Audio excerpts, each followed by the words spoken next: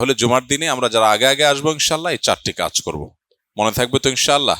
আল্লাহর দরবারে আসার আদব হলো, শিষ্টাচার হলো, আল্লাহর ঘরে প্রবেশের পর নামাজ পড়া ছাড়া বসা উচিত না। ফোকাহে কেরাম অনেকে এটাকে ওয়াজিব বলেছেন, অনেকে এটাকে মুস্তাহাব আমল বলেছেন। কিন্তু নবী করিম সাল্লাল্লাহু আলাইহি সাল্লামের হাদিসের নির্দেশনাটা একেবারেই পরিষ্কার। তিনি চাইতেন কেউ মসজিদে ঢোকার পর 2 রাকাত নামাজ পড়া ছাড়া যেন না বসে।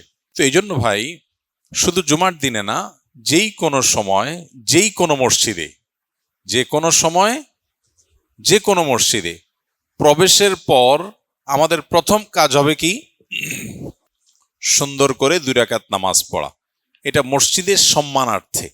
আল্লাহর ঘরে ঢুকেছি, সেজন্য 2 রাকাত নামাজ পড়বো, এরপরে আমি বসবো ইনশাআল্লাহ। মক্কার মসজিদে হারামে যদি আল্লাহ কখনো যাওয়ার তৌফিক দেয়, আল্লাহ সবাইকে তৌফিক দান করুন। পৃথিবীতে যদি কোনো উপভোগ্য বিষয় থাকে যেটার সাথে কোনো কিছুর সাথে তুলনা চলে না, তো সেই জিনিসটার নাম হলো মক্কায় মসজিদে হারামে ইবাদতের স্বাদ, তৃপ্তি, অবর্ণনীয় তৃপ্তি।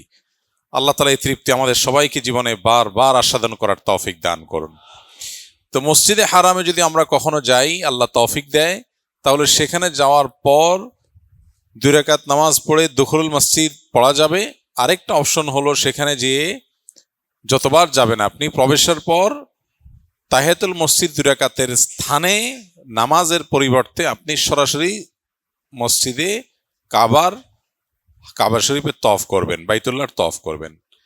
তওয়াফ 7 চক্কর তওয়াফ করলে সেটা ওই 2 রাকাত তাহিয়াতুল মসজিদের স্থলাভিষিক্ত হবে। মসজিদের সম্মানার্থে ওখানে সরাসরি তওয়াফ। আর যদি তওয়াফ করার সময় না থাকে, তাহলে সেক্ষেত্রে 2 রাকাত নামাজ পড়ে বসবো আমরা। তাহলে মসজিদে আসার পর দুখুল মসজিদ পড়ার চেষ্টা করবো তো ইনশাআল্লাহ। আজকে মসজিদে আসার পরে 2 রাকাত নামাজ পড়া ছাড়া বসছেন কে কে? হাত তোলেন। আপনারা নামাজ পড়া ছাড়া বসছেন? বুঝে শুনে হাত তুলছেন তো? নামাজ পড়া ছাড়া বসছেন? মাশাআল্লাহ, হাত নামান। আমাদের এই সরল স্বীকারোক্তির কারণে আল্লাহ তাআলা আমাদেরকে সারা জীবন এটাকে আমল করার তৌফিক দান করুন। আজকে তাহলে নিয়ত করে নেব ইনশাআল্লাহ, আল্লাহর ঘরে প্রবেশের পর 2 রাকাত নামাজ পড়ে তারপরে বসবো ইনশাআল্লাহ। ঠিক আছে না? জি ভাই, আলহামদুলিল্লাহ। তাহলে জুমার দিনে মসজিদে আসার পর প্রথম কাজ 2 রাকাত নামাজ পড়া, এটা আমরা বুঝলাম, জানলাম ইনশাআল্লাহ। এরপরে আমাদের হাতে যদি সময় থাকে 10 মিনিট, 20 মিনিট, আধা ঘন্টা, 40 মিনিট, 1 ঘন্টা, তাহলে আমরা কি করব? বসে বসে যে আমলটা আমরা করি সেটা হলো বসে থাকি বোবার মতো, চুপচাপ বসে থাকি, ঘুম আসলে জিমাই। হ্যাঁ, জুমার দিন মসজিদে জিমানোর ফজিলত কি? কি বলেন ভাই? মসজিদে জিমানোর ফজিলত আছে নিশ্চয়ই, নাইলে আমরা এত মানুষ জিমাই কেন? হ্যাঁ, মনে রাখবেন, যে আমল করতে গেলে শয়তান নানা রকমের শয়তানি শুরু করে দেয়, বুঝতে হবে এটা অনেক ভ্যালুয়েবল আমল, বুঝতে হবে এটা অনেক মূল্যবান আমল। অন্য কোনো সময় এত ঝিমানি তো আসে না, জুমার দিন মসজিদে আসার পর এত ঝিমানি কেন আসে? অথচ মানুষ সাধারণত সারা সপ্তাহের সবচেয়ে সেরা ঘুমটা দেয়, মুসলমানদের সমাজে সারা সপ্তাহের সবচেয়ে সেরা ঘুমটা দেয় জুমার দিনকে ঘিরে। তাইলে আবার ঘুম আসবে কেন?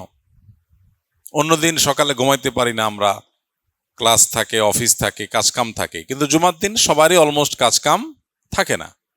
ফলে জুমার দিন সকালে যে সারা বছর ঘুমায় না, সেও সকালে একটু ঘুমায়। তাহলে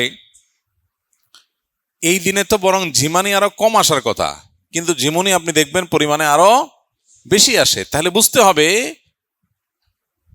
শয়তান এখানে অ্যাক্টিভ আছে।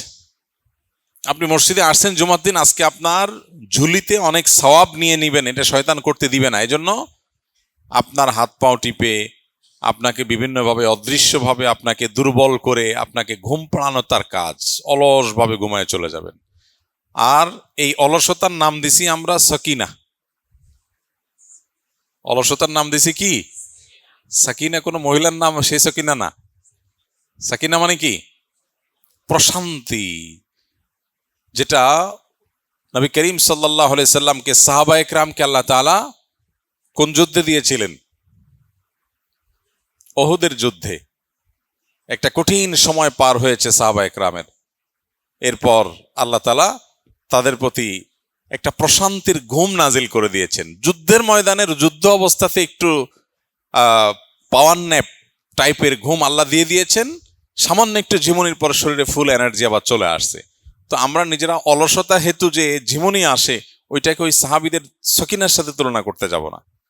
তাহলে 2 নম্বর আমল হলো মসজিদে আসার পর অবসর সময় থাকলে 2 রাকাত নামাজের পরে আরো যদি সময় থাকে আরো 2 রাকাত করে নামাজ পড়বো ইনশাআল্লাহ। যদি আরো সময় থাকে 2 রাকাত 4 রাকাত পড়েন, সময় থাকলে আর একটু পড়েন, নফল নামাজ আপনি পড়েন। 2 রাকাত 4 রাকাত নামাজ পড়লেন আলহামদুলিল্লাহ। এরপরে যদি আপনার হাতে সময় থাকে আর সূরা কাহাফ জুমার দিনের আমল এটা যদি করা না হয়ে থাকে তাহলে কোরআনটা হাতে নেন, সূরা কাহাফটা পড়ে ফেলেন। চেষ্টা করা যাবে না ইনশাআল্লাহ? যে সমস্ত ভাইরা কোরআন তেলাওয়াত করতে পারেন না তারা যদি হেডফোন থাকে মনোযোগ দিয়ে শুনতে পারেন, একদম মনোযোগ দিয়ে শুনলেন সূরা কাহাফটা। যদি পড়তে না পারেন আপনি, আর পড়তে পারলে অবশ্যই আপনি পড়বেন। এর পাশাপাশি আলহামদুলিল্লাহ এখানে অনেকগুলো বই রাখা আছে, কোরআন রাখা আছে। সারা সপ্তাহে আমরা কোরআনের সাথে সময় দিতে পারি না ভাই, সারা সপ্তাহে।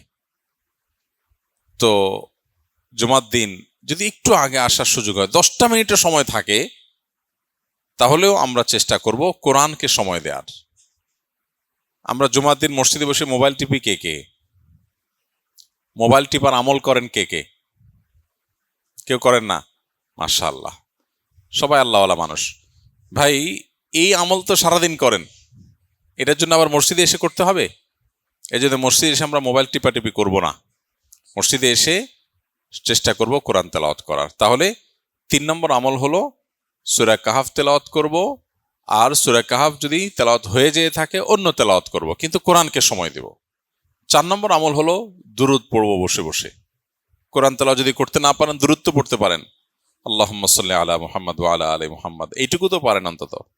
আর দুরূদ ইব্রাহিম যেটা নামাজে পড়েন, সেই দুরূদের আমলটা তো আমরা জানি, নামাজে দুরূদ শরীফ, সেটা আমরা পড়বো বসে বসে ইনশাআল্লাহ। কিন্তু কোনো অবস্থাতে অলস সময় নষ্ট করব না। সর্বশেষ যদি আপনি দুরূদ পড়তে পড়তেও মনে হয় যে অনেক পড়েছেন, ক্লান্তি এসে গেছে, তাহলে বসে বসে একটু দোয়া করেন। জুমার দিন দোয়া কবুল হয়, একটা সময় আছে দোয়া কবুল হয়, হাদিসের সময়টা ফিক্স করা হয়নি। এই জন্য পুরো জুমার দিনের যে কোনো সময় সুযোগ পেলে আল্লাহর কাছে দোয়া করা দরকার। তাহলে আমরা কতগুলো আমল পেলাম। মসজিদে যারা জুমার দিন আগে আগে আসবো ইনশাআল্লাহ, নাম্বার 1 মসজিদে ঢুকে 2 রাকাত তাহিয়াতুল মসজিদ নামাজ পড়বো ইনশাআল্লাহ। নাম্বার 2 এরপরে 2 রাকাত করে 4 রাকাত বা তৌফিক বেশি হলে আরো বেশি নামাজ পড়বো নফল। সময়টাকে কাজে লাগাবো, মসজিদে এসে চুপচাপ বসে থাকবো না। 3 নম্বর আমল হলো মসজিদে আসার পর নামাজের পর কোরআনটা হাতে নিয়ে সূরা কাহাফ যদি তেলাওয়াত না হয়ে থাকে সূরা কাহাফটা পড়ে ফেলবো ইনশাআল্লাহ। সূরা কাহাফ পড়তে গিয়ে হুলস্থুল করে তাড়াহুড়া করে পড়বো না, বরং খুব ধীরস্থিরতার সাথে মহব্বতের সাথে ধীরে ধীরে পড়ার চেষ্টা করব। অনেক আলেম তালেব ইলম আছেন সূরা কাহাফ প্রতি সপ্তাহে পড়েন, প্রত্যেক জুমার দিন পড়েন, কিন্তু পড়েন কি তুফান মিল মার্কা পড়া। না, এই পড়া না, পড়তে হবে খুবই মহব্বতের সাথে, খুব ধীরে ধীরে। কোয়ালিটির সাথে যদি আপনি না পড়েন, এই পড়ায় সওয়াব না হয়ে কোনো কোনো ক্ষেত্রে গুনাহও হতে পারে। তাহলে 3 নম্বর আমল বললাম, সূরা কাহাফ তেলাওয়াত করবেন, সূরা কাহাফ তেলাওয়াত হয়ে গেলে অন্য জায়গায় তেলাওয়াত করবেন, কোরআনে কারিমে সময় দিবেন। সারা সপ্তাহে আমরা সময় অনেকে দিতে পারি না। আর 4 নম্বর আমল হলো কোরআনও কিছুক্ষণ তেলাওয়াত করেছেন, ক্লান্তি চলে আসছে, এবার কোরআনটা রেখে দেন, আশেপাশে দিনই বই পুস্তক থাকলে সেগুলো পড়েন, আর না হলে দুরুদের আমল করেন, দুরুদ শরীফ পড়েন। দুরুদও পড়তে পড়তে আপনার হাতে আরো সময় আছে, আলহামদুলিল্লাহ, তাহলে এবার হাত তোলেন, আল্লাহর কাছে একটু দোয়া করেন, কারণ এই জুমার দিনটা দোয়া কবুলের দিন এবং আল্লাহর কাছে বান্দার চাওয়াগুলো পেশ করলে সেগুলো কবুল হয়। তাহলে জুমার দিনে আমরা যারা আগে আগে আসবো ইনশাআল্লাহ এই 4টি কাজ করব, মনে থাকবে তো ইনশাআল্লাহ? আল্লাহ আমাদেরকে আমলগুলো গুরুত্বের সাথে করার